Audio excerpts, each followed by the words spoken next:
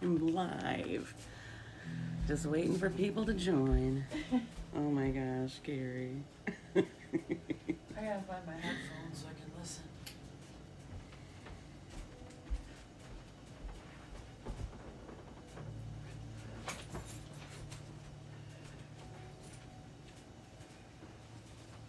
Now, isn't there a way to flip the camera? I mean, let's see. No, because that would just show my messy living room. But isn't there?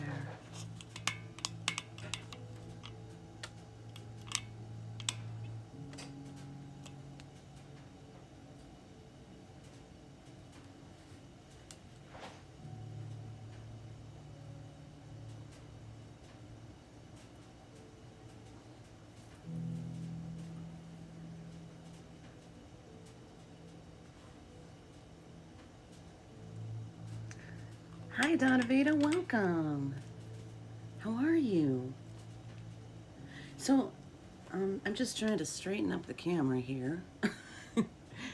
I have a weird little setup. I wanted this to be a casual atmosphere. I didn't want to have to go up to my music studio to do this. So I'm in my living room, and there's Jasper. Can you see him behind me right there? That's Jasper.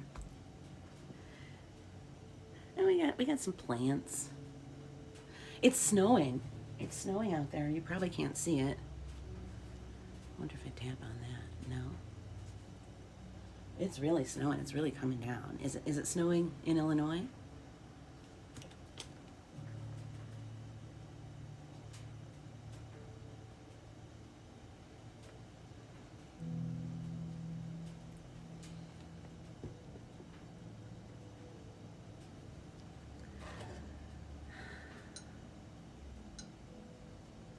You see, Jasper, you had snow last night. It's melting now.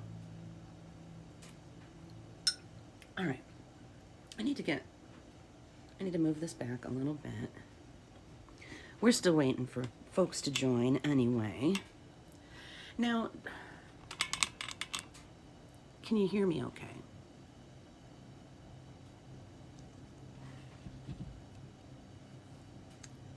Let's get that out of the way. We don't want the microphone in the picture. And I don't think I'm going to need these earbuds either. As long as you can hear me okay. Now, do you hear music? Because I've got some meditative music in the background. I don't want it to be too loud or too soft. There's Scuzzlebutt. There's Scuzzlebutt. He's joining us too. Carrie says the sound is perfect. Awesome. Now, do you hear the music in the background? I just thought it'd be nice to have a little meditative music, but not too loud, you know, not distracting. You tried to share the event on Facebook. Okay, there's two events, Donavita. There's the first event I created is in the Pride of Doodles Facebook group, which is now a private group because I was having issues. But I created a new event. Am I looking at the camera? I created a new event on my Facebook page, Kris Pride. So that one is public, and I sent you a link. So that one you should be able to share, okay? Welcome, December. All right, we got Carrie, December, and Donavita. Now, I know there's a whole bunch of folks that are planning on coming, so I am not going to start reading until we have at least a few more people here. Oh, there's TBC. Oh, my glasses are fogging up. It's actually kind of warm. I've got the heat blasting. You can probably hear it. So I think I might just lose the sweater for now. All right, so we got Donavita, December, Carrie, TBC. Am I missing anybody? I know Ralph was real excited about it. Julie was excited. There's my Scuzzlebutt. There's my Jasper. Can you see Jasper over my shoulder? He's looking out the window. I know Julie was excited to see some cats in story time. Yep, a Jasper head. So, how's the music? Can you hear the music? Is it too much? Too little? because I'm gonna lose the earbuds because I don't need to. As long as I know that the sound is okay, I don't have to wear those.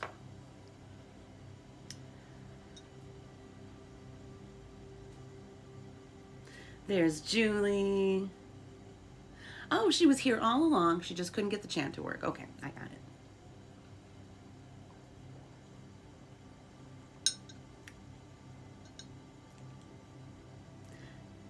All right, maybe we should bump the music up just a hair.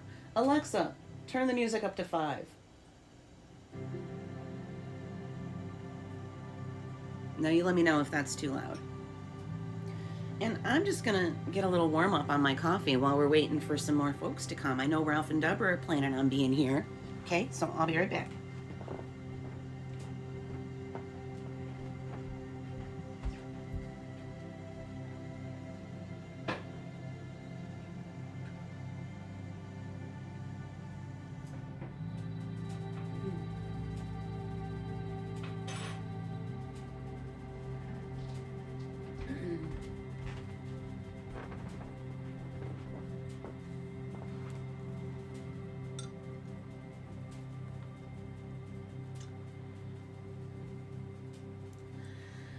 I want to show off my love pillow. Above all things, love.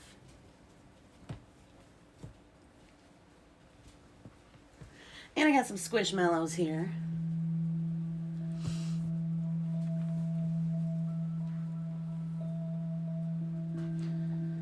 Who said that?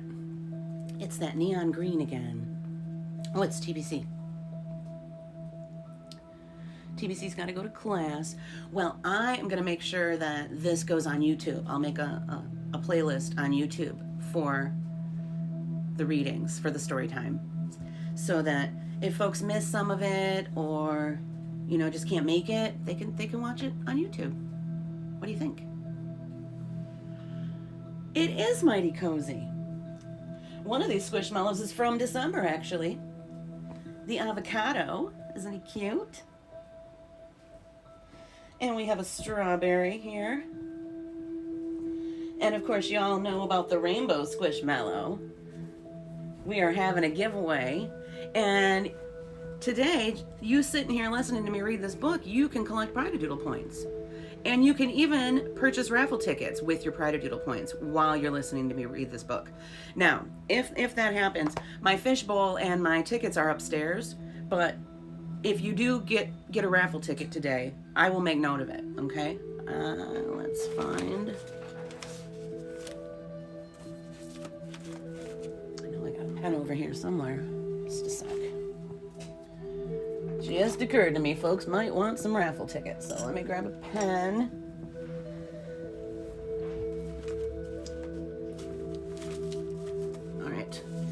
All right, so if anybody purchases raffle tickets today for the Squishmallow, I'm going to write your name down, and then the next time I stream from my studio, which is Friday, I will make sure to put the ticket in the fishbowl before your very eyes.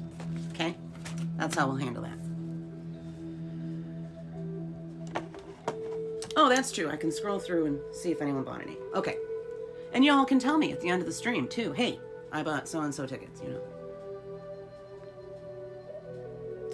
Turn the music down to 4. Okay. Alexa, turn the music down to 4. Alexa's so very handy. Oh my goodness. December says, I thought that was a watermelon. You know, December, I clearly don't know my fruit. Yeah, she is most definitely a watermelon. You're right. You are absolutely right. Keeping me on my toes. Thanks, December.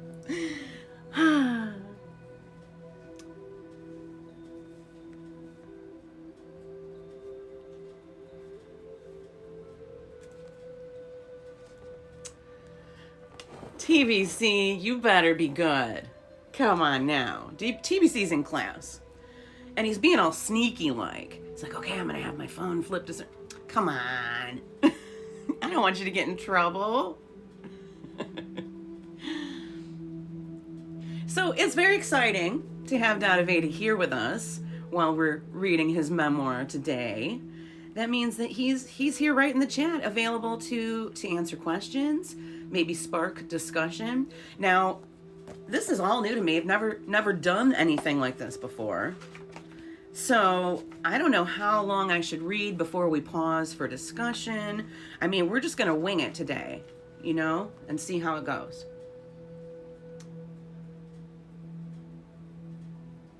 Julie's saying, don't get in trouble, Jake. Dadaveda's dropping the link where you can buy this book. I also have Stream Elements telling us your website, and you can get it at his website or with this direct link. So what are we going to read today? Now, I know it looks backwards, and I don't know how to flip it. I don't know why it's doing that. I don't know. So, oh, you know what? It's only flipped on my phone, but on my iPad I can see that it looks normal. So you can see that. All right, cool. Now, should we get started? What time is it? 12:12. 12:12. I'm glad it doesn't look backwards. Okay, good.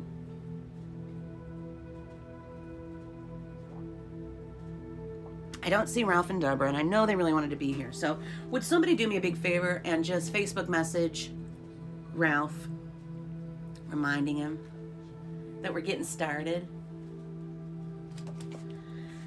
All right, so I'm going to show off the book first. Here's the front cover.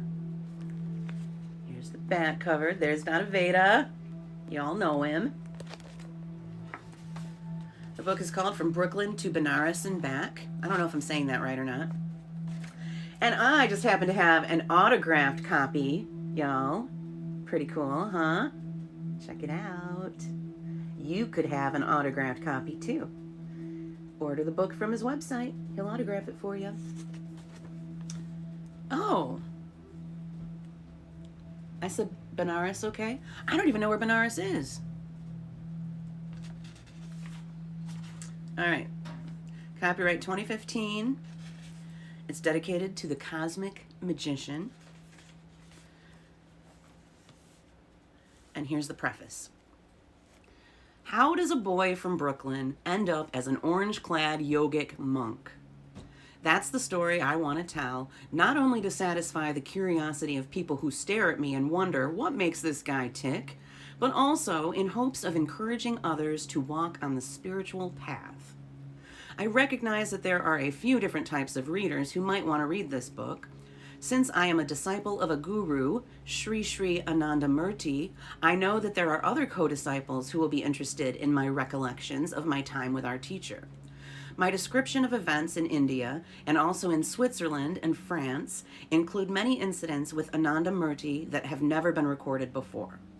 Other readers may be interested to find out how an American growing up in the 1950s and 60s turned to the path of Eastern spirituality and ended up traveling around the world as a yoga and meditation teacher. I have tried to strike a balance so that both people who are already familiar with the Ananda Marga spiritual path and those who are encountering it for the first time in the form of my narrative will find the book meaningful. I didn't keep a journal during the years described here, so there are undoubtedly some errors regarding dates. Also, I've been very selective about what I have written about and what has been left out. I've concentrated on my years as a yogi and a monk because it was this period in which I encountered the ideas and practices that I feel are so important to share with others. Are you ready? There's Ralph.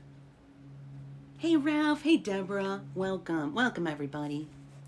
All right, chapter 1. And there's a picture.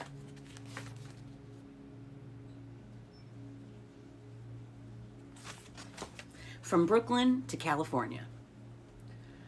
In the summer of 1946, while much of the rest of the world had been shattered by the Second World War, America was entering a boom period. It was a high water mark for Brooklyn and New York City, a time before many of the problems that currently blight urban America became so pronounced. It was not a perfect era, but it was a time of optimism. Here, on a tree-lined street in a section of Brooklyn known as East Flatbush, I spent my first 9 years. One of the first things that Americans did after World War II was to buy new cars. The new cars were influenced by a fascination with the aviation industry. My father bought a 1950 Studebaker. People used to make fun of its aerodynamic shape and its rear wraparound windows, which resembled an airplane cockpit, saying, "We don't know if it's coming or going."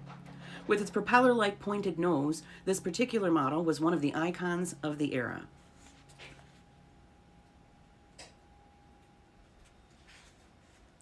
At the end of the decade, my family bought a 1960 Plymouth, which didn't have a propeller but did sport giant tail fins. Television, which was developed in the late 20s, also came on in a big way after the war. Sometime in 1949, my father came home with a television set. With a TV in our own living room, a new world of entertainment opened up for us. One of my early favorite TV shows was Captain Video. It was a crazy mixture of science fiction with occasional incongruous clips from westerns blended in. I was too young to mind the inexplicable scene changes and loved the sequences where the Galaxy, Captain Video's spaceship, soared through the stars accompanied by dramatic classical music. We watched lots of westerns, including old movies featuring the singing cowboy Gene Autry, as well as episodes of several series that were created for television, such as The Cisco Kid and The Lone Ranger, which first aired in 1949. New children's shows also appeared. The most popular kids program was the Howdy Doody Show, in which the actor Buffalo Bob Smith dressed in Western clothing and an array of other actors, puppets, and marionettes, including the freckle-faced star of the program, kept us glued to the TV set. The Howdy Doody Show was broadcast from New York City with a live studio audience and a special children's section known as the Peanut Gallery. I never made it to the Peanut Gallery, but one day in the early 1950s, my mother took me to Manhattan, and I became part of the audience of Howdy Doody's main rival, Rudy Kazootie. This was a similar program with a puppet as the main character and human co-stars. We sat in Rudy Kazootie's equivalent of the Peanut Gallery and joined in singing the show's theme song with gusto. Who is the boy who is full of zip and joy? He's Rudy Kazootie. I don't know how to sing that.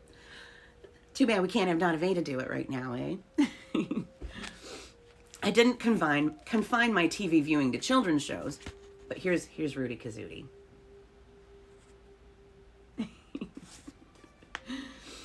I didn't confine my TV viewing to children's shows. I enjoyed the many variety shows that had heavy doses of sketch and stand-up comedy. Milton Berle, Red Skelton, Jack Benny, Groucho Marx, and Jackie Gleason were some of the TV pioneers, but I think the most amazing entertainer of that era was Sid Caesar, who could contort his face in any way necessary to get us to laugh. While Sid Caesar, backed by stellar writers such as Mel Brooks, Carl Reiner, and Woody Allen, had to go through a whole routine to get his laughs, I noticed that the stand-up comics only had to go out on stage and say one word, Brooklyn, and everyone would start laughing. I never quite understood what was so funny about my hometown, but it was an automatic hit for the comedians of that era. This period was not all fun and laughs. However, serious events were happening around the world, and even a young boy like me took notice. In March 1953, someone told me that Joseph Stalin had died. I had no idea who he was, but as I got older, I began to understand the importance of events like this. I watched the coronation of Queen Elizabeth on television in June 1953. The coronation was the world's first major international event to be broadcast on television. By that time, I knew that a carnation was a flower, but I didn't really understand what a coronation was. I watched as the young queen was transported to the palace in a gilded horse-drawn carriage, not knowing that in 1966, I would be on the streets of London watching the queen's carriage roll by with President Ayub Khan of Pakistan sitting beside her. Just a month after the coronation of Queen Elizabeth, I saw the front page of a tabloid New York newspaper with a big photo of grimy-faced soldiers and a headline announcing the end of the Korean War. I had hardly been aware of the war because I was so young and the war was so far away. However, like all New York City children of that era, I had metal dog tags that were supposed to identify me in case of an attack on the U.S.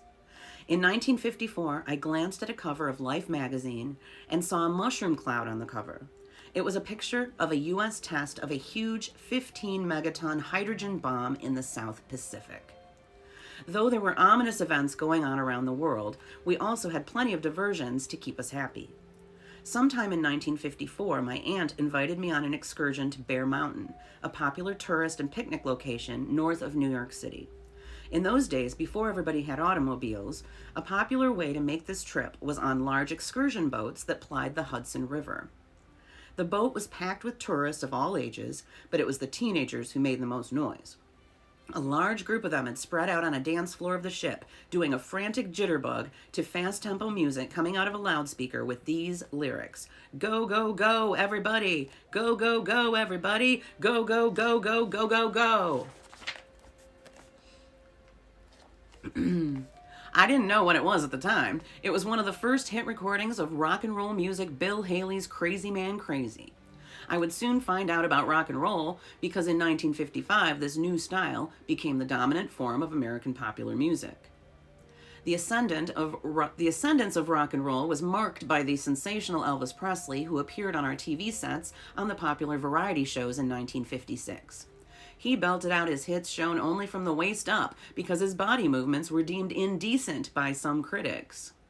There was a lot of opposition to this new music, and many experts said that it wouldn't be around too long.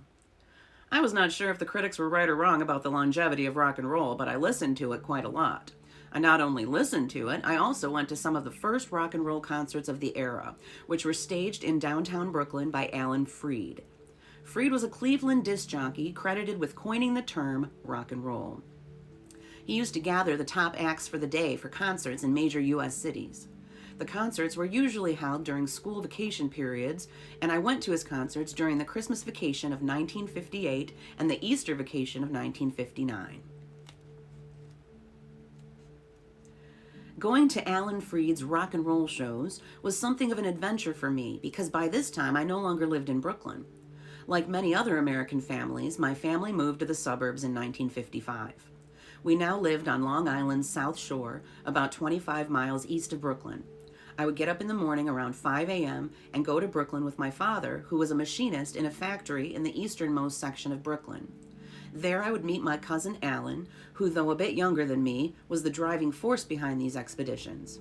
We would get on the subway and go to the Paramount Theater in downtown Brooklyn. Though we would arrive before 8 a.m., there were always long lines of youngsters already there waiting for the theater to open. We would wait patiently until the doors opened around noon and let us into the ornately decorated 4,000-seat theater that had been constructed in 1928. The program opened with a movie, followed by a long concert featuring the top performers of the day. We received a large concert program featuring photos of all the stars. One of the most memorable acts I saw was a performance by Jackie Wilson in 1959. He was called Mr. Excitement, and he didn't disappoint. And here is a picture of Alan Freed's Easter Jubilee. Oh, yummy, Ralph.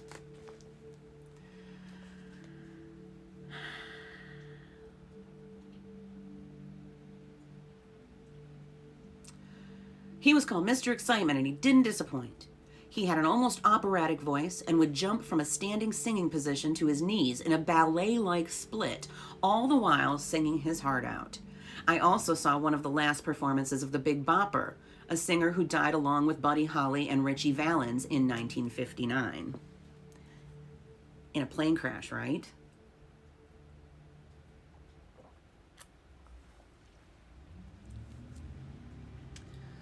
Baseball also attracted my attention.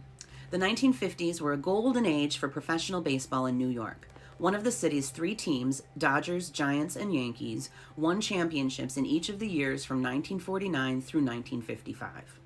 In the greater New York City area, fans were fiercely loyal to their chosen team. I grew up in Brooklyn, and I should have rooted for the Brooklyn Dodgers, but sometime in 1953, an aunt said to me, "Why root for the Dodgers? The Yankees beat them every year."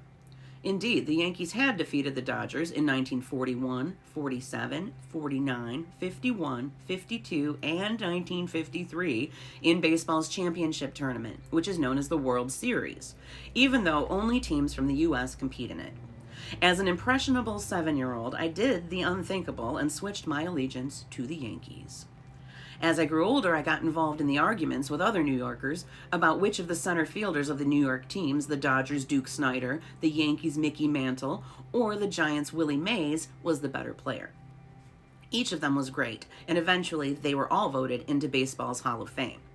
However, at the time, we insisted that our center fielder was clearly the best. We watched a lot of games on TV or listened on the radio. Radiocasts of the World Series were even piped into our classrooms. I didn't get to see a Major League Baseball game live until 1961, when I went with my cousin Alan to Yankee Stadium. Alan was a Giants fan, but by this time the Giants and the Dodgers had left New York. Just like our trips to Alan Freed's rock and roll shows, we reached the stadium early and waited outside, hoping to get a glimpse of some of the famous players as they entered the ballpark. We waited a short while, and then a limousine pulled up, and out came Mickey Mantle wearing a big cowboy hat. He flashed a smile at us and all the waiting fans, and then entered the stadium to do his work. We too entered the stadium. I was amazed when we went through a dark tunnel and ramp, and then after a few steps saw the brilliant green grass of this famous baseball field for the first time. We sat in the right field bleachers and watched as home runs hit by Mickey Mantle and his teammate Roger Maris sailed into the bullpen area just a few feet from us. That summer, Mantle and Maris made headlines as they raced to beat the home run second set by Babe Ruth in 1927. Not only were the great athletes on these teams huge heroes, but the coaches and managers were also colorful characters. The Yankees manager, Casey Stengel, provided almost as much entertainment off the field as his players did on the field. After the games, he gave press conferences speaking in an almost unintelligible stream of conscious delivery that was dubbed Stengelese by the sports reporters who called him the Old Professor. In 1958, Casey Stengel took his unique style to the U.S. Senate, where he testified before the Antitrust and Monopoly Subcommittee. The Antitrust and Monopoly Subcommittee. That's a tongue twister. The Senate was trying to determine whether baseball should be exempted from laws that prevented the formation of trusts and monopolies. They sought Stengel's learned input, but instead got treated to a wandering, hilarious 45-minute discourse. He began by telling about his background. I had many years that I was not so successful as a ball player, and it is a game of skill. And then I was no doubt discharged by baseball, in which I had to go back to the minor leagues as a manager, and after being in the minor leagues as a manager, I became a major league manager in several cities and was discharged. We call it discharged, because there's no question I had to leave. The senators laughed and then asked questions about the possible worldwide expansion of baseball and retreated to more Stengelese. I made a tour overseas with the New York Yankees several years ago, and it was the most amazing tour I ever saw for a ball club, to go over where you have trouble spots. It wouldn't make any difference whether he was a Republican or Democrat and so forth. I know that over there we drew 250,000 to 500,000 people in the streets, in which they stood in front of the automobiles, not on the sidewalks, and those people are trying to play baseball over there with short fingers, and I say, why do you do it? I don't think the senators who asked questions about the future of baseball got much out of Stengel's testimony. However, just to make sure, they asked Mickey Mantle, who accompanied his manager to the hearings, what his opinion was. He replied simply, "My views are about the same as Casey's." Rock and roll, TV, and baseball were fun, no doubt, but they couldn't hide the realization that a nuclear sword of Damocles was hanging over us throughout this period. In 1957, the Russians launched Sputnik, the first artificial Earth satellite, and the age of nuclear-tipped missiles pointed everywhere had arrived. In 1960, the Soviet Premier Nikita Khrushchev came to the U.S. and scared the living daylights out of me and everyone else when he banged his shoe on the podium of the United Nations and then went on TV and declared, "Your grandchildren will live under communism." It got even worse when we watched television in October 1962 and saw President Kennedy explaining that the Soviet Union had placed nuclear-armed missiles in Cuba. We now know that the world came very close to a catastrophic war at that moment, and I, along with everyone else living at that time, was fortunate that peace prevailed. However, in the 1950s and the early part of the 60s, we were not so sure that this would be the case. In 1956, I went to the movies and I saw a film entitled The Day the World Ended, in which mutants terrorized the survivors of a nuclear attack. Later on, around 1960, I saw a more sophisticated film, an adaptation of Neville Shute's novel On the Beach, depicting the last survivors of a nuclear war waiting for fallout to take its final toll. We knew that the fictional attack was set sometime in the near future, but when a fleeting view of a wall calendar revealed a 1964 date, everyone in the theater shuddered. These were exciting and scary times in which to grow up, but they were just a preparation for what was to come next. All right, I need to take just a quick break to put on my sweater and my slippers because now I'm cold. And I want to take a sip of my coffee as well. And I should probably check out the chat and see what's going on here. Are y'all enjoying story time? Ralph's listening while he's eating tacos. All right.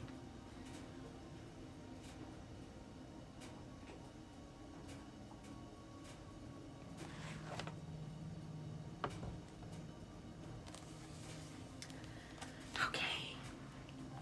The transition. My change from an ordinary adolescent into a spiritual seeker came about in a rather swift and unexpected way. This is the most difficult thing for me to write about or explain because there was nothing in my observable background that could serve as a predictor of my eventual vocation.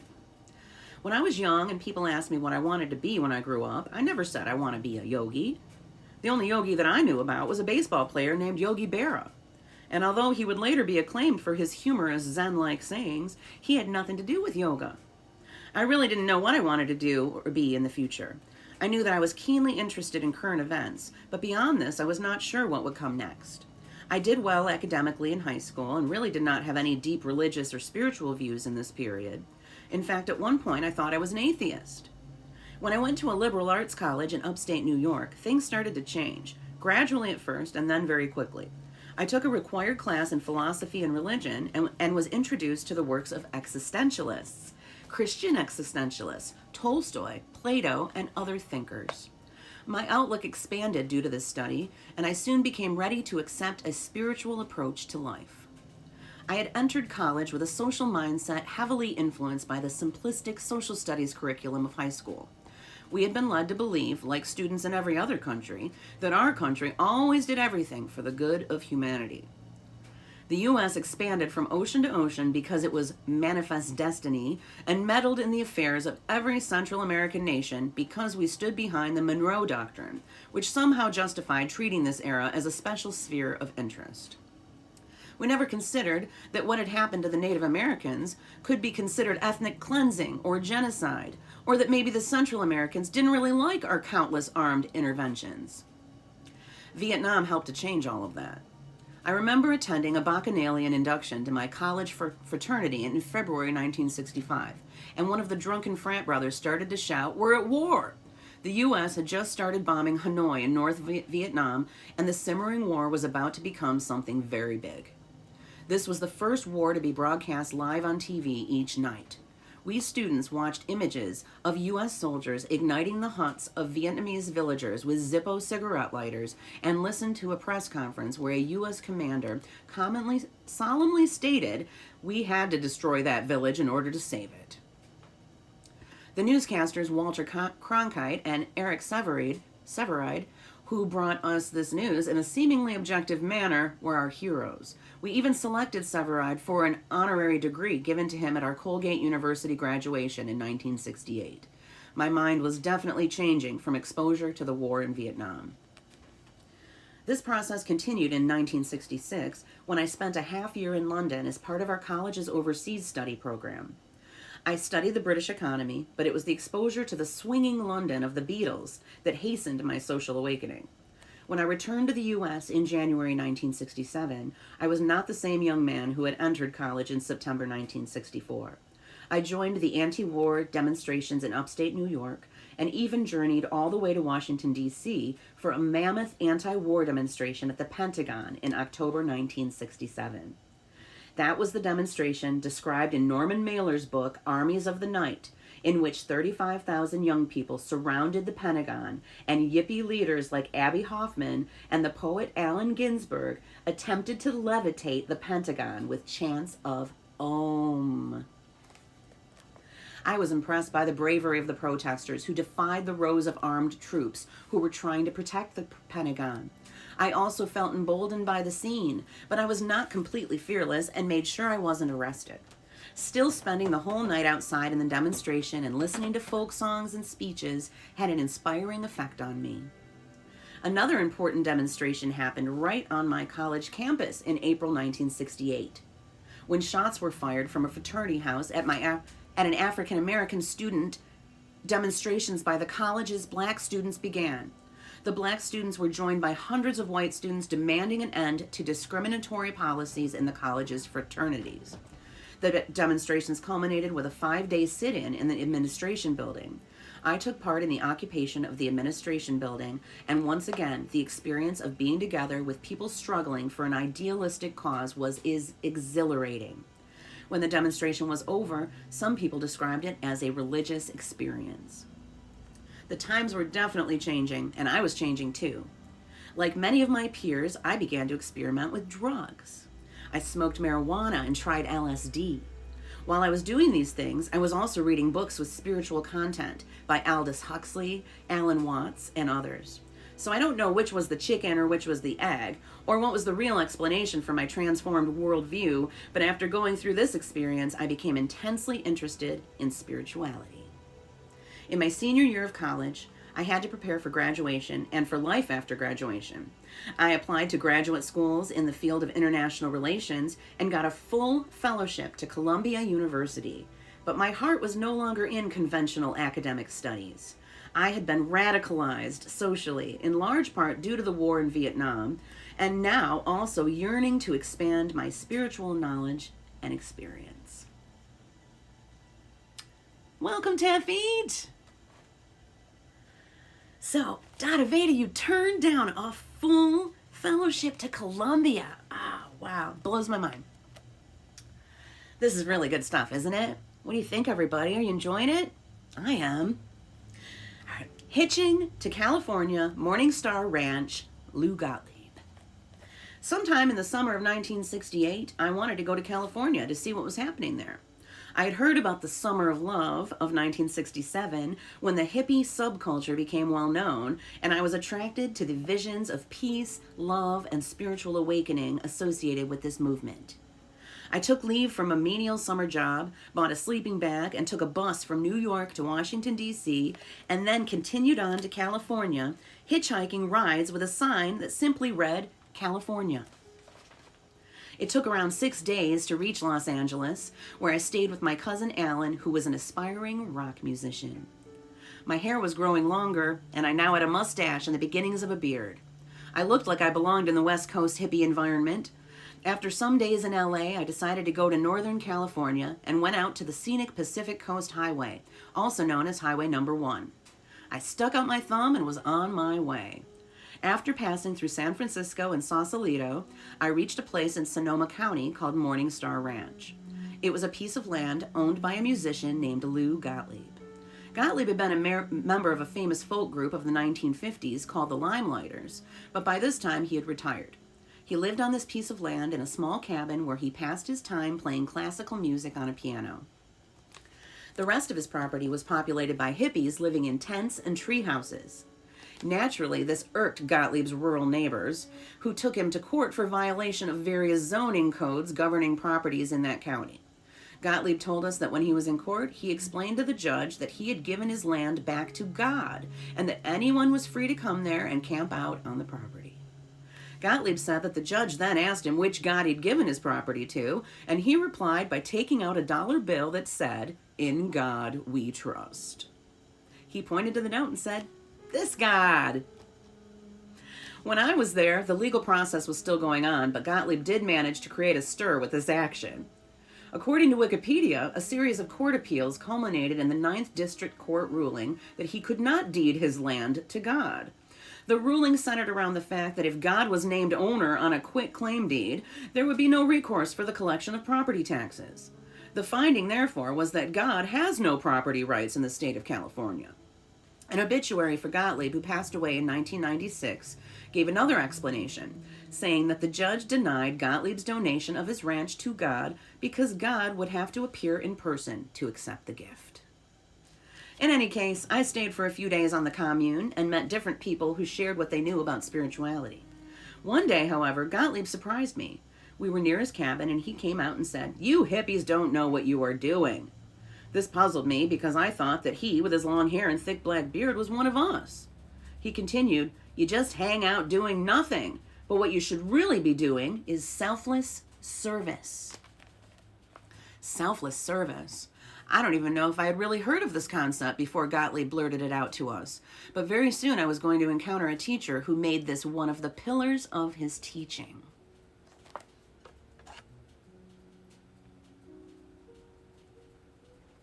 Oh, I'm glad you're enjoying it, Julie. Can I recommend a Porsche? After a short time at Morningstar Ranch, I headed back to Los Angeles. I was in Los Angeles sometime in August 1968. I unexpectedly met one of my musical heroes. I had grown up listening to rock and roll and had always admired the work of groups with intricate vocal harmonies. When the Beach Boys burst onto the scene in 1962, I became attracted to their 4- and 5-part harmonies, wedded to electric guitar sounds styled after the work of Chuck Berry. I listened to their top 10 hits as they came out on the radio. When I entered college in 1964, I found that many of my classmates had the LP records of the Beach Boys, and I bought many of them for my own collection. When I was in London in 1966 for our semester abroad program, I heard the Beach Boys LP Pet Sounds for the first time and really liked the way the harmonies of the group had been blended with newer, more sophisticated instrumentation and arrangements. At the time, I didn't know that this work was really due to the genius of the group's leader, Brian Wilson. In the years after 1966, the fortunes of the group declined as the taste of young people shifted away from cars and surfing, but I was still a fan and bought all their LPs and kept close watch over how their new releases were faring on the charts. In Los Angeles, shortly after my visit to Morningstar Ranch, I used to wander over to a large record store on Fairfax Avenue in Hollywood, not far from my cousin's house where I was staying. In the record store, I would look at the music magazines with their charts of the best-selling single releases. That summer, the Beach Boys released a single, "Do It Again," which tried to recapture their glory days of surf and beach tales, and it was a modest success, reaching about number 20 on the charts. I attentively watched its upward progress in my daily visits to the record store. One day, as I was about to enter the store on Fairfax Avenue, out walked a tall figure with black hair combed to one side, clothed in a white t-shirt and white pants. I instantly recognized who it was and said, "Brian Wilson!" He turned to me and without hesitation struck up a friendly conversation. "I was trying to get a light box for my room," Wilson explained. During that era, young people used to place different kinds of lights in a darkened room and watch the effects that they made on luminescent paint on the ceiling and walls. It was a way to either simulate or enhance a psychedelic drug experience. We started talking, and instead of going into the record store, I turned around and walked with Wilson down the street. I was on one side of him. I can't remember if it was the right or the left side, but it was the wrong side. "Can you move over to the other side? I'm deaf in one ear," he said. I explained to him how I had come across the country from New York, to which he said, "Be sure to visit the beach while you're here." That might be a natural statement from the founder of the Beach Boys, but it turns out that he never was an avid surfer. As we were walking, I wanted to know if psychedelic drugs had played any role in his creative process. I had been reading the works of various writers who contended that drugs were a way to enhance the creative process and also to experience mystical states. "Which helped your music more, acid or grass?" I asked. "Grass," Wilson answered. Maybe it was not such a good question, because the sad thing is that not long after this encounter, Wilson broke down completely. He could no longer make music and spent much of the 70s and 80s as a recluse, strung out on drugs. His silken voice, which had produced amazing falsetto high notes, was completely destroyed by cocaine and other drugs. After a few more steps, we reached his car. It was a canary-colored Porsche sports car. I was attentive to every detail and noted that through the back windshield, I could see a copy of the Moody Blues mystically inspired record, "In Search of the Lost Chord." As we got into the car, Wilson looked at me and with all sincerity said, "If you ever get a car, can I recommend a Porsche?"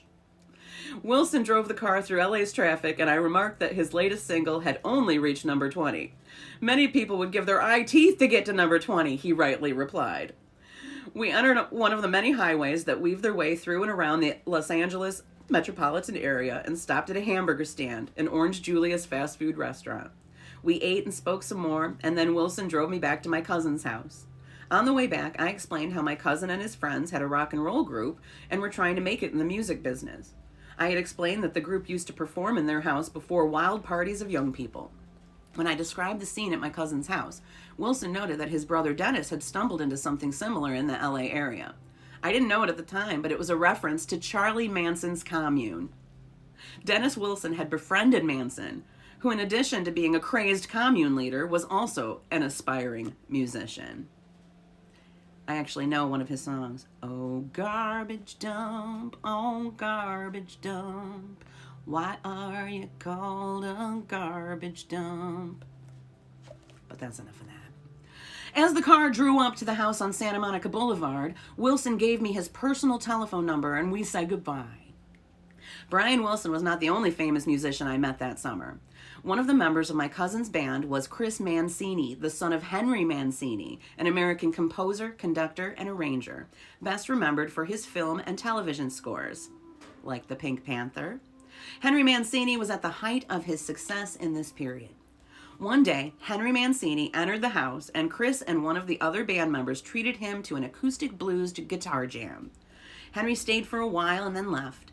A few days later, Kris came back to the house and said that when he went home, he found that his father had been apparently impressed with their guitar playing and was now fooling around with a guitar. I almost met another great musician that summer. One day, my cousin said, "Let's go to Laurel Canyon and meet my friend Frank Zappa." Laurel Canyon was a beautiful area where a lot of rock stars had houses with scenic views. Frank Zappa was an avant-garde guitarist who achieved huge success in the 1960s. We reached Frank Zappa's house, and my cousin knocked on the door. Out came Frank Zappa's wife, and she explained that her husband was not home. She showed us around the place, though. I remember that there were a number of man-made caves in the backyard, giving it an unusual look, much in keeping with Zappa's eccentric image. During that first visit to California in the summer of 1968, I got a good glimpse into the spiritual possibilities that were then available in the U.S. While sitting in San Francisco's Golden Gate Park, I saw someone doing Tai Chi for the first time and thought it quite strange. I got invited to the Hare Krishna temple and had an Indian dinner for the first time, which also seemed strange. And while eating, I listened to a sermon on the Bhagavad Gita. Bhagavad Gita is one of my favorite books, I have to say. Back to New York for more spiritual seeking. After 2 months in California, I returned to New York City, where I was supposed to enter graduate school. However, I was no longer interested in studying international affairs. I wanted to pursue internal affairs, and Hermann Hesse's Siddhartha, another one of my favorite books, held much more allure for me than courses in capitalist economics. I only went to a few classes at Columbia and then dropped out to pursue my real interests. In New York, I continued my spiritual searching. I went to a lecture by Swami Satchidananda in Carnegie Hall. The hall was filled to capacity by flower children. Swami Satchidananda was an orange-robed Indian yogi with a long white beard. He really looked like a guru. At that time, he was enjoying the patronage of the famous artist Peter Max, and would later go on to give the opening invocation at the Woodstock Music Festival held in August 1969. I still remember parts of his lecture. For example, he said, if you make a list of all the things you are attached to, such as my house, my car, my camera, etc., then look at the list. All these things, he said, stand between you and liberation.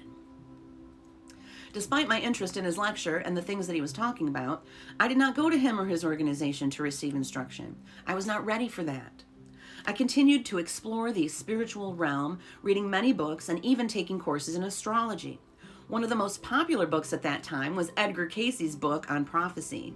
Cayce was a simple man who went into trances in which he was able to diagnose and prescribe cures for people who were not physically near him. In his trances, he also foretold of events to come and said that a great spiritual era was about to manifest. This inspired me greatly. I really wanted to be part of this new era, but didn't know how to do it. This is a beautiful place. 1968 was a year of youth unrest around the world. Students brought Paris to a standstill. There were demonstrations in Mexico, and demonstrations in the U.S. against the war in Vietnam reached a new peak with a violent confrontation between police and demonstrators outside the Democratic National Convention in Chicago in August. All this turmoil was certainly one of the main reasons that I was now on a quest to find something new. After dropping out of Columbia University, I wandered around New York City, hoping to uncover the next steps on my path. One day, I was in Tompkins Square Park in the East Village on New York's Lower East Side. This park was the first place where the founder of the Hare Krishna movement held his outdoor chanting sessions starting in 1966. Today, there is a plaque in the park commemorating the event, but on that gray autumn day, as I sat on a broken park bench, there was no plaque, nor was there any chanting or drumming in the air. It was a bleak day in a seedy park. Then I looked up and saw someone whom I instantly recognized. It was the frizzy-haired Abbie Hoffman. Hoffman was one of the leaders of the demonstrations in Chicago and was indicted in the Chicago 7 conspiracy trial in which he and his co-defendants sparred with a stern old judge named Julius Hoffman, no relation. Abbie Hoffman was also one of the founders of the Youth International Party, more popularly known as the Yippies. It was not really a political party, but a loose movement of young people who used wild theatrical means to mock the establishment. Hoffman was a friendly guy and sat down on the bench with me. He gave me a hard-boiled egg, and as we ate together, he looked around at Tompkins Square Park and exclaimed emphatically, "This is a beautiful place." It didn't look beautiful to me. There was dog excrement everywhere, and it was as run down as the neighborhood around it.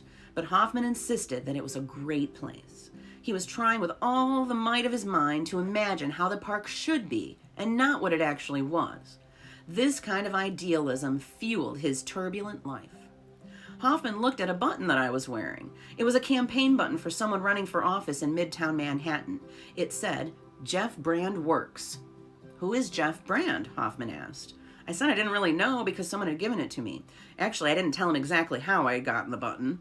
About a week or two earlier, one of my friends paid me a visit and saw that I was wearing a button that simply said, "Yippee!" It was a button distributed by Hoffman's Yippee movement. My friend traded his Jeff Brand button for my Yippee button, and when I met Hoffman, I was wearing this button and not the Yippee button. Who knows how the conversation might have developed if I had had the Yippee button on when I met Hoffman. After we shared the eggs together, Hoffman went on his way. But to my later surprise, Hoffman's view of a beautiful Tompkins Square Park eventually was realized. I visited New York in 1996 after a long period abroad, and my colleague Dada Danishananda took me for a tour of the city. One of our stops was Tompkins Square Park, where we met our friend Sparrow. Sparrow is a New York humorist and poet whose satiric quest for the Republican presidential nomination in 1996, chronicled in his book Republican Like Me, was definitely in the spirit of Hoffman's Yippee movement.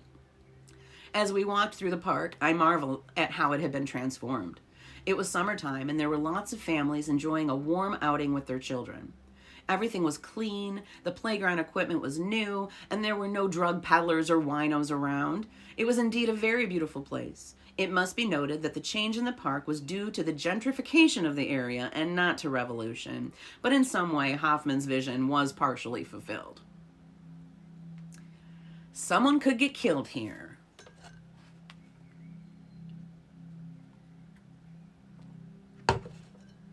Where'd Scuzzlebutt go? Scuzzlebutt! Kitty, kitty, kitty, kitty!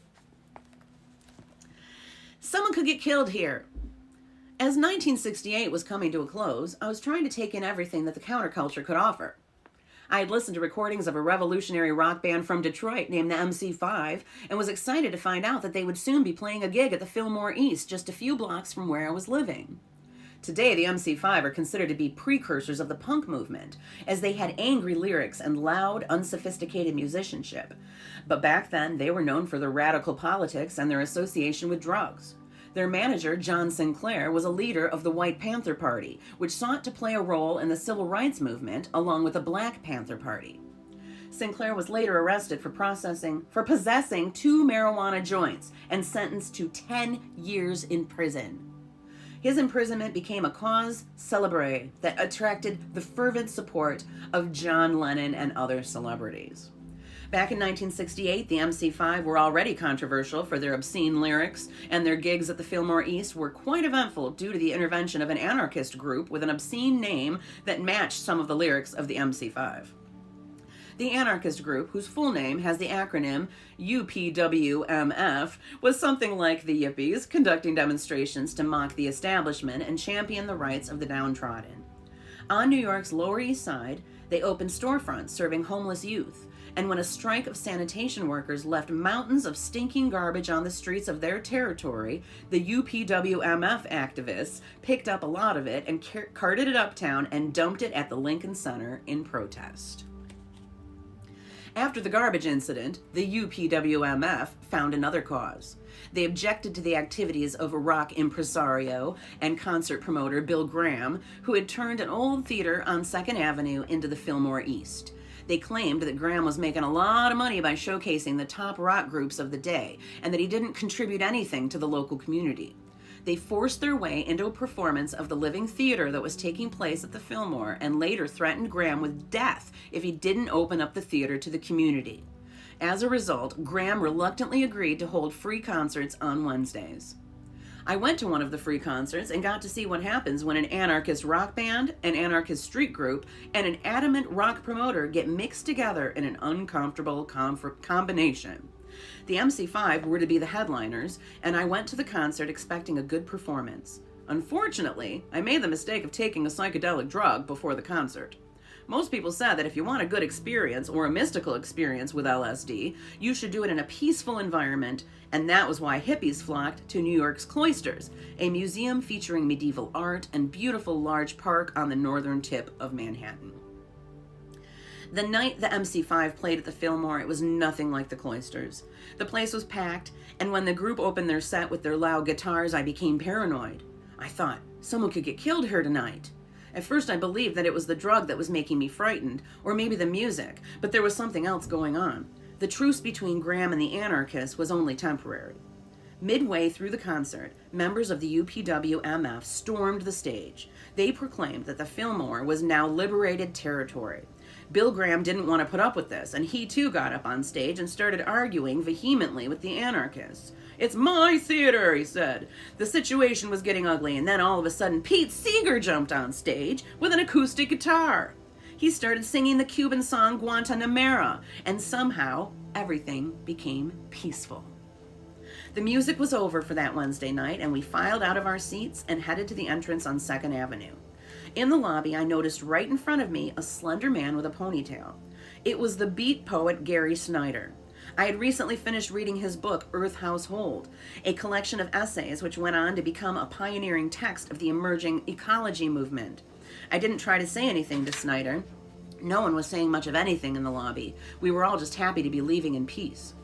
We got out of the concert without experiencing any real violence, but a few weeks later, the MC5 came to the Fillmore again, and this time the UPWMF turned on the group, whom they considered to be sellouts, and burned some of their equipment right on stage and brawled with Bill Graham's security personnel. My initial premonition was not far from the mark. Taff, you're loving it? Awesome. All right, I need just a quick potty break, okay? I will be, and I'm going to refresh my coffee. Y'all are welcome to do the same. All right, I'll be right back. Don't go away. There's more.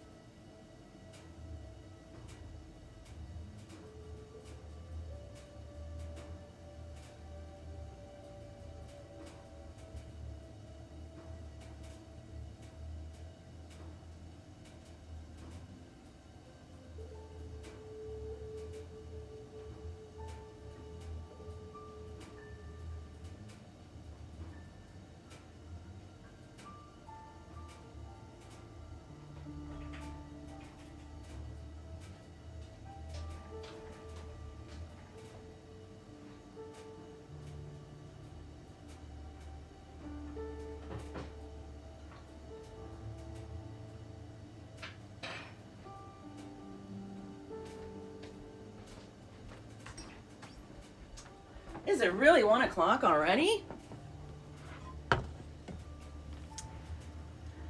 Holy cow. It's already 1 o'clock.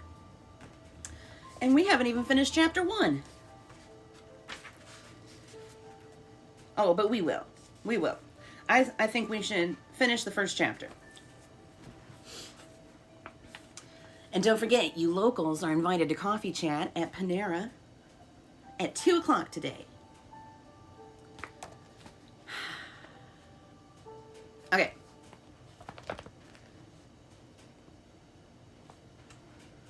Bumping into Ginsberg. While I was living in Manhattan, one of my pastimes was visiting bookshops on the Lower East Side. I was mostly looking for books about meditation, psychology, expanding consciousness, the New Age, and related subjects. On St. Mark's Place, the hippie epicenter, and the streets around it, there were a few bookshops where it was okay to browse and read the books too. The shelves of these shops were filled with the latest releases, as well as old classics that had been republished to meet the growing demand of a new generation.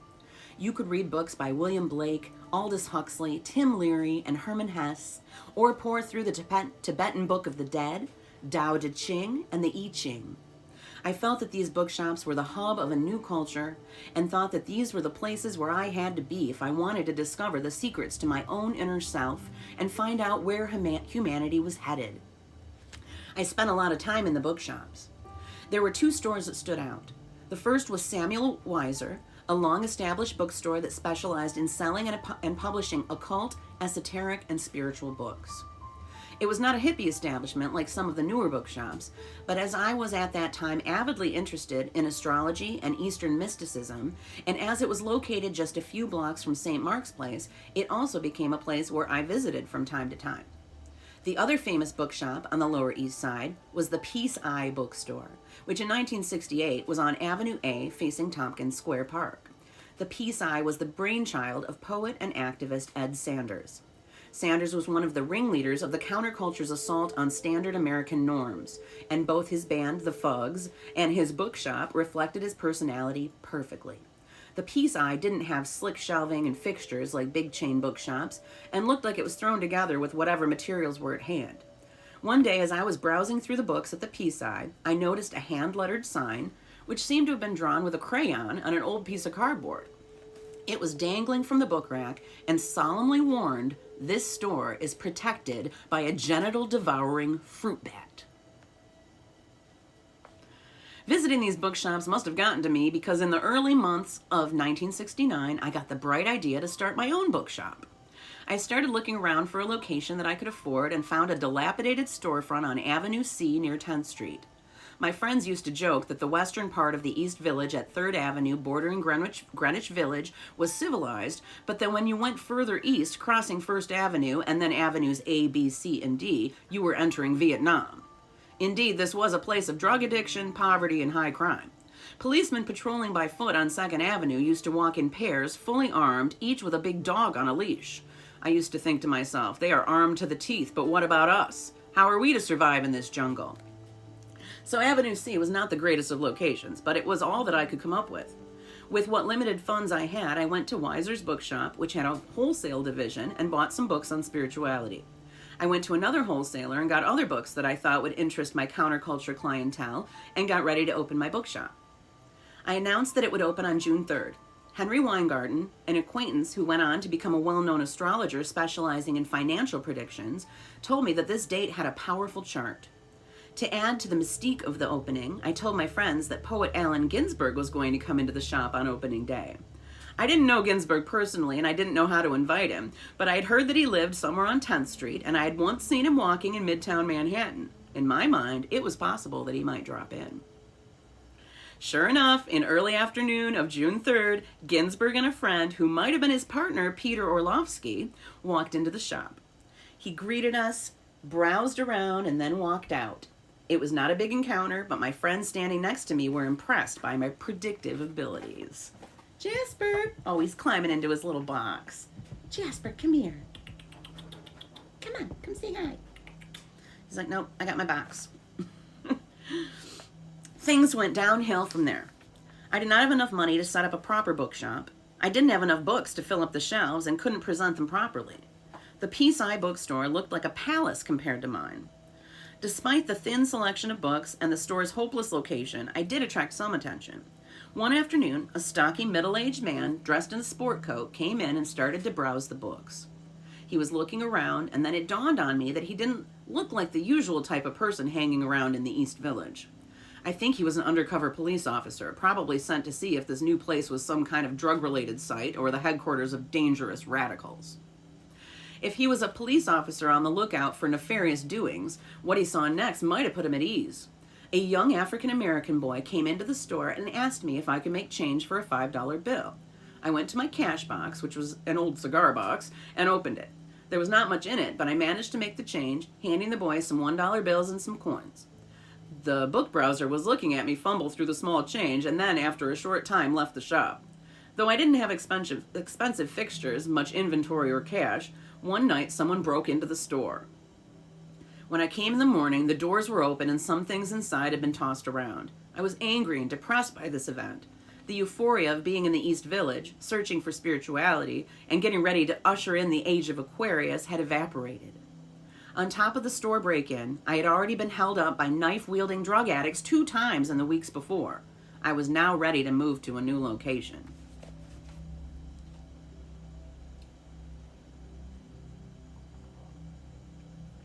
Jasper. No, now he's laying in front of the heater, laying in front of the fire. Warming up. Back to California. In August 1969, I closed the bookstore and got ready to head west again. As I was about to leave, I saw posters announcing 3 days of peace and music at a festival that would be held in upstate New York. This was the announcement for the famous Woodstock Festival. However, I was so anxious to get out of New York that even the allure of the best bands of the day could not keep me from leaving immediately. I traveled to LA where I attended my first yoga class. It was conducted by Yogi Bhajan, an Indian Sikh teacher who was just starting out his work in LA. He would go on to become one of the most influential of the New Age gurus in the U.S. After attending the class, I remember walking down a street and all of a sudden I felt a tremendous feeling of well-being that just seemed to descend on me. I felt like I was walking on air. But still, despite this first experience in a yoga class, I was still restless and not yet ready to go into the practice on a regular basis. Once when I was hitching around Los Angeles, someone suggested that I go up to Washington State and take part in the apple harvesting there. He said they paid good money and provided a place to live, and it was interesting work.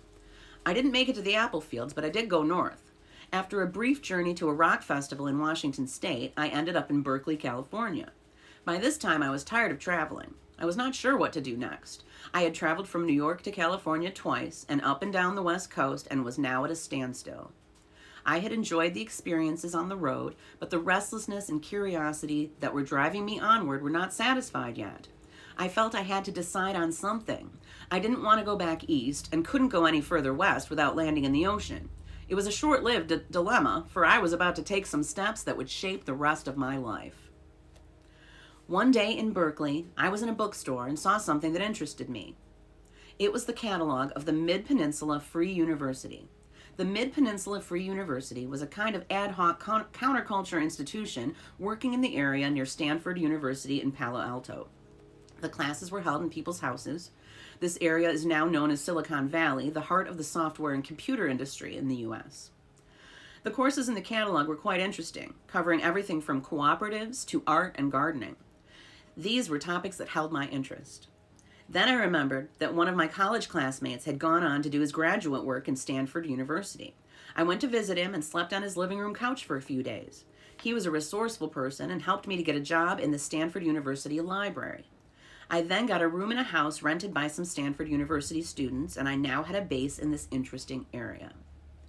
The work at the library was routine and not my main interest. I continued to read all kinds of spiritual books, picking many of them from the shelves in the library basement. I also signed up for some courses from the Mid-Peninsula Free University catalog.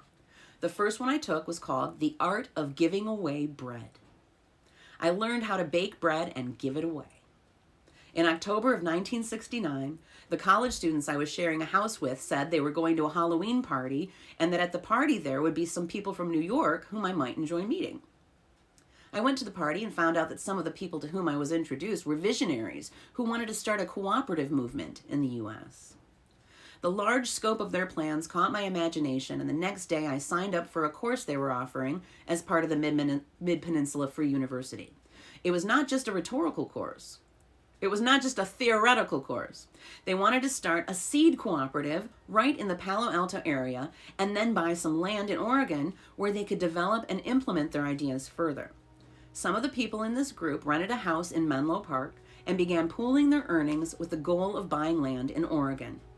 They asked me to join, and in January 1970, I moved in.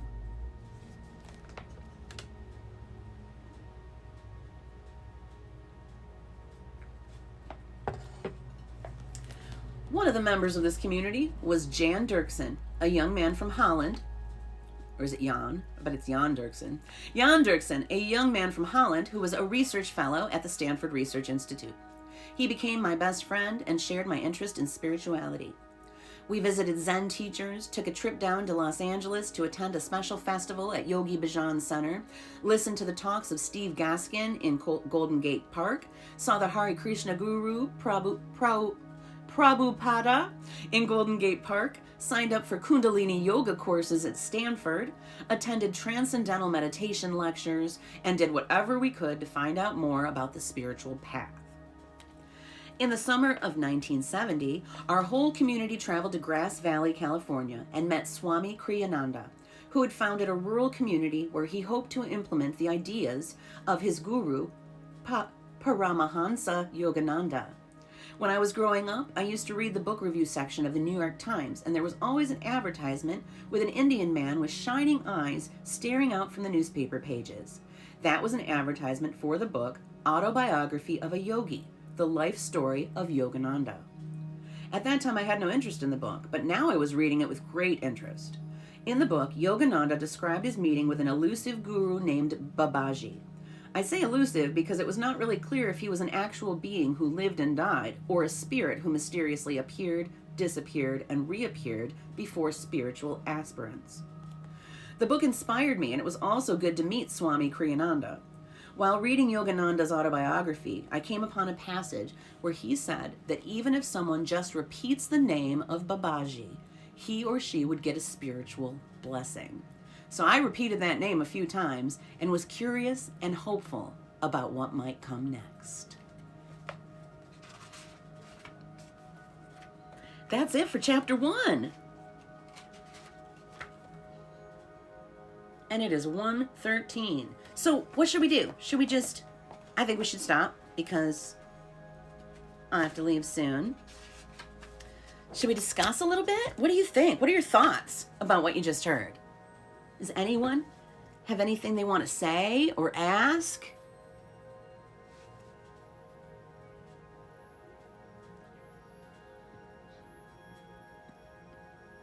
Oh, Taff, you asked about my necklace. Yes, it's amethyst. My friend Tanya made this. Isn't it gorgeous? Amethyst is my birthstone.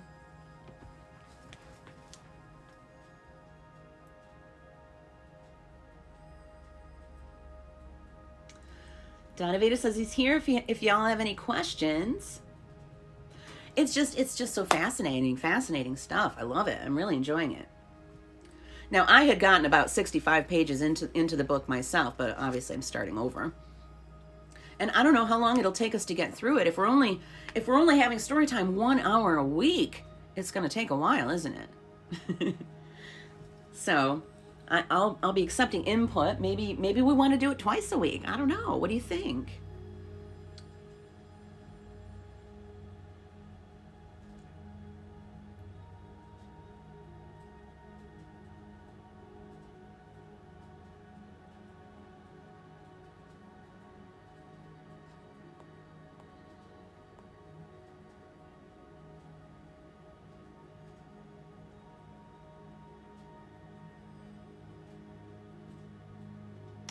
How many chapters are in the book? Let's see.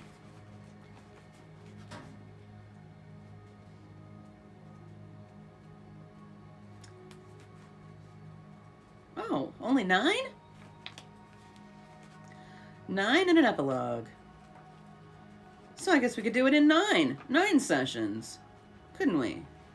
If we do a chapter each time.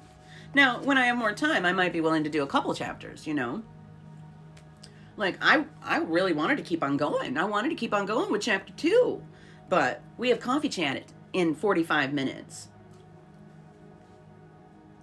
But, you know, on another day, I could do more than one chapter. Donaveda just dropped a link to the book if you'd like to get your very own that you can read on your own and follow along with while I'm reading to you.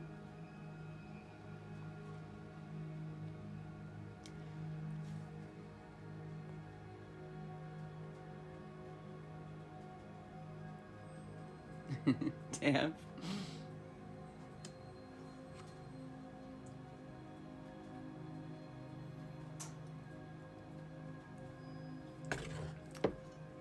So what do you think? Any thoughts? Any questions?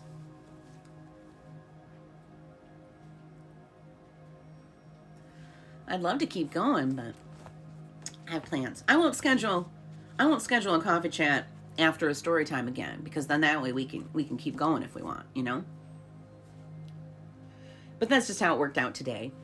Now, the next coffee chat after this is going to be a brunch chat, and it's going to be on a Saturday morning, December 10th. So it won't interfere with our story time.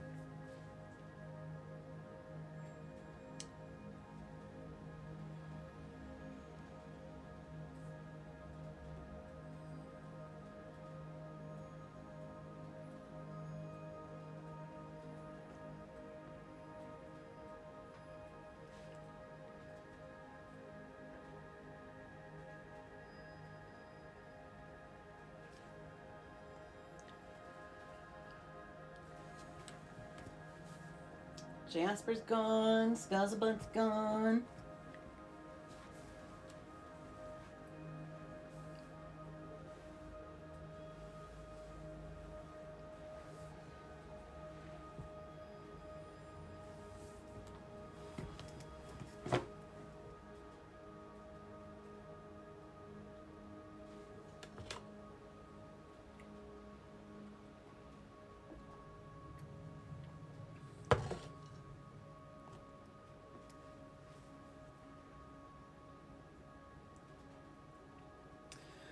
Did anybody redeem any giveaway tickets today? I don't think so.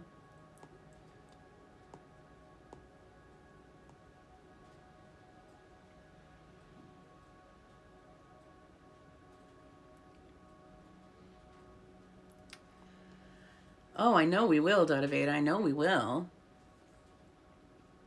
It's all very interesting.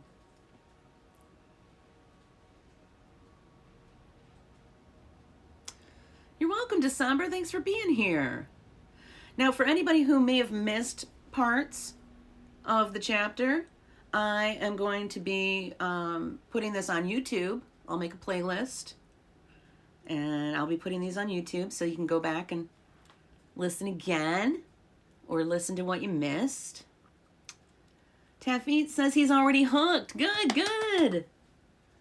So what do you think? Should we do it once a week, every Tuesday, or should we do it twice a week? What do you think? Is once a week okay with everybody?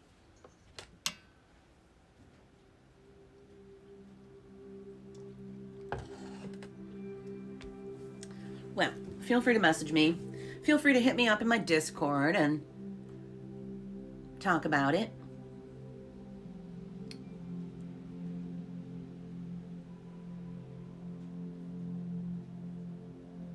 Well, for now, we'll just keep it as Tuesday, but we'll see how it goes.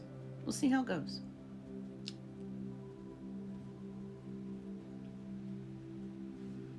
All right. Thanks, you guys. It was fun. Pride-a-doodle-doo. Uh-oh. How do I stop? Oh, there it is. All right. So, to you locals, I'll see you at Coffee Chat in about half an hour. And to the rest of you, I'll see you Friday for Free for All Friday at 3 p.m. Eastern. Peace out, Pride-a-doodles.